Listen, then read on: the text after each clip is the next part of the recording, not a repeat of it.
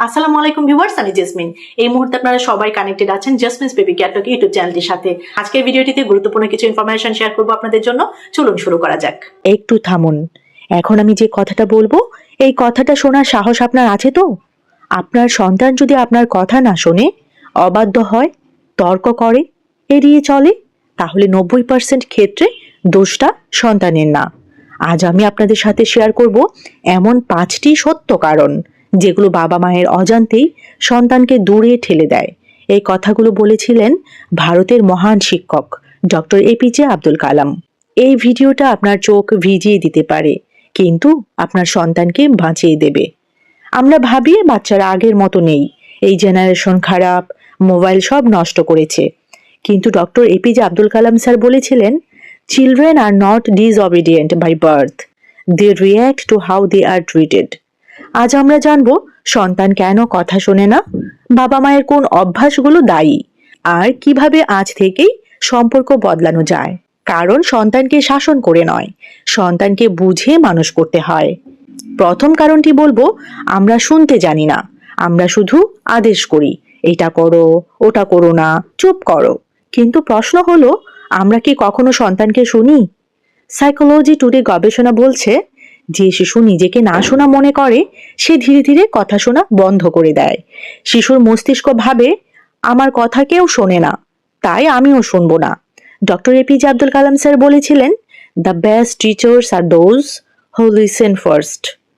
2 number কারণটির কথা বলবো, সেটা হচ্ছে আমরা সম্মান চাই, কিন্তু সম্মান দিই না। আমরা চাই সন্তান আমাদের সম্মান করুক, কথা শুনুক, ভয় পাক, কিন্তু আমরা কি তাকে সম্মান দিই? সবার সামনে বকা, তুলনা করা, অপমান করে কথা বলা, এগুলো কিন্তু আমরা অনেক সময় না বুঝে অজান্তেই করে ফেলি। মনে রাখবেন, ভয় থেকে আনুগত্য আসে, কিন্তু ভালোবাসা থেকে শ্রদ্ধা আসে।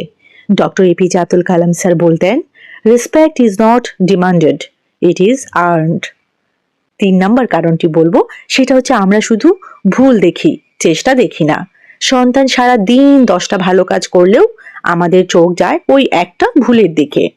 এইটাও পারো না, তুমি কখনো ঠিক হবে না, এই কথাগুলো আমরা না বুঝে, না জেনে অনেক সময় কিন্তু বলে ফেলি বাচ্চাদেরকে। গবেষণা কি বলছে জানেন? গবেষণা বলছে, যে বাচ্চা শুধু সমালোচনা পায়, সে কথা শোনা বন্ধ করে দেয়, কারণ তার আত্মবিশ্বাস ভেঙে যায়। ডক্টর এপিজে আব্দুল কালাম স্যার এই বিষয়ে কি বলেছিলেন জানেন? Confidence comes when effort is appreciated. 4 নম্বর কারণটি এখন আমি আপনাদের সাথে শেয়ার করব। সেটি হচ্ছে, আমরা আদর্শ নই, উপদেশ দিই। একটু নিজেকে প্রশ্ন করুন তো, আপনি কি চিৎকার করেন? আপনি কি রাগ সামলাতে পারেন না? আপনি কি মোবাইল হাতে থাকেন? কিন্তু সন্তানকে বলি, চিৎকার করো না, মোবাইল ছাড়ো। শিশু শেখে কথা থেকে না, আচরণ দেখে। ডক্টর এপিজে আব্দুল কালাম স্যার বলেছিলেন, children follow actions, not instructions. 5 নম্বর কারণটিতে চলে যাব, সেটা হচ্ছে আমরা ভালোবাসাকে শর্ত দিই। ভালো রেজাল্ট করলে ভালোবাসবো, কথা শুনলে আদর পাবা, এইগুলো আমরা বলে ফেলি, এবং এগুলো আমরা বলি, যা কিন্তু একদমই বলা উচিত নয়। শিশু চায় নিঃশর্ত ভালোবাসা।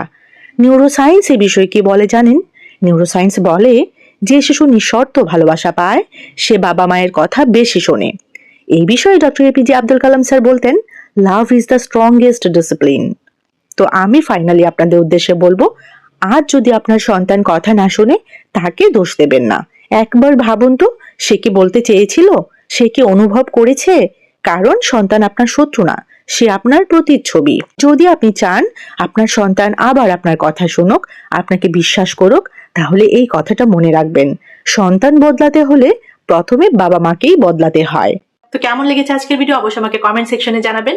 এরকম ছোট বড় আরো অনেক ইনফরমেটিভ ভিডিওস পেতে চ্যানেলের সাথে কানেক্টেড থাকবেন। Jasmine's baby care talk YouTube channel. সবাই ভালো থাকবেন, বাচ্চাদেরকে ভালো রাখবেন। আল্লাহ হাফিজ।